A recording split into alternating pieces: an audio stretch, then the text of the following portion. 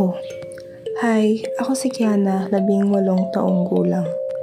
Isa akong pintor, mambabasa, panganay na anak, at higit sa lahat manlalakbay.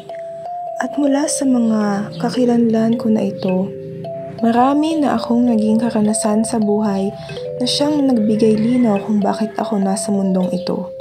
Ano nga ba ang layunin ng buhay ko? Nais kong umunlad sa buhay at magpasaya sa mahalagang tao sa paligid ko.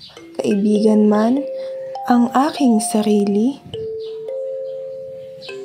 at higit sa lahat ang pamilya ko. Sapagkat sa kanila ko unang natutuhan ang mga bagay-bagay na siyang bumuo sa aking pagkatao at nagsasabi kung sino ako ngayon.